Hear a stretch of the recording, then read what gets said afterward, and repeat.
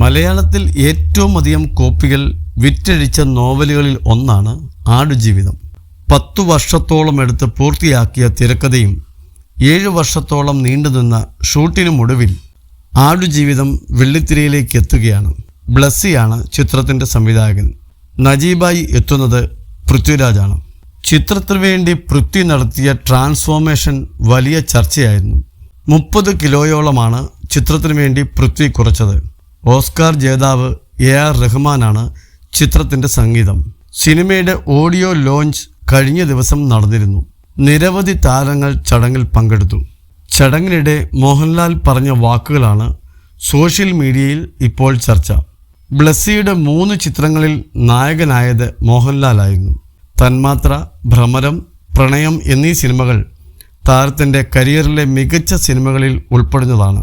Alzheimer's രോഗബാധിതനായി Mohanlal തകർത്തഭിനയിച്ച തന്മാത്രയ്ക്ക് ദേശീയ award ചെറിയ വ്യത്യാസത്തിലായിരുന്നു നഷ്ടമായത്.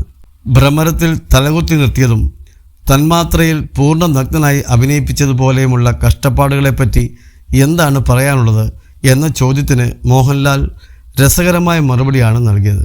പൃഥ്വി ചെയ്തത് വെച്ച് നോക്കുമ്പോൾ നഗ്നനായി അഭിനയിച്ചതും തലകുത്തി നിർത്തിയതും ഒന്നും ഒരു കഷ്ടപ്പാടായി എനിക്ക് തോന്നിയിട്ടില്ല. എന്നെ തലകുത്തി നിർത്തിച്ചു എന്നല്ലേ ഉള്ളൂ. ഈ പടത്തിൽ ചെയ്യിച്ചത് എനിക്കൊന്നും ചിന്തിക്കാൻ പോലും പറ്റാത്ത കാര്യമാണ്. ഇനി അടുത്ത സിനിമയിൽ എന്നെക്കൊണ്ട് ഇതിലും വലുത് ചെയ്യിക്കാനായിരിക്കും ബ്ലസ്സി പ്ലാൻ ചെയ്യുന്നത്. എല്ലാവരും പറയുന്നത് ബ്ലസ്സി ഒരു സിനിമയ്ക്ക് വേണ്ടി ഓരോരുത്തരോടും ക്രൂരമായി പെരുമാറുമെന്ന്. പക്ഷേ അതൊരിക്കലും ക്രൂരതയല്ല.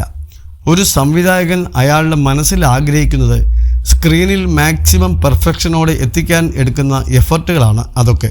അയാൾ നമ്മളോടല്ലാതെ വേറെ ആരോടാണ് അങ്ങനെയൊക്കെ ചെയ്യാൻ പറ്റുന്നത്? മോഹൻലാൽ പറഞ്ഞു.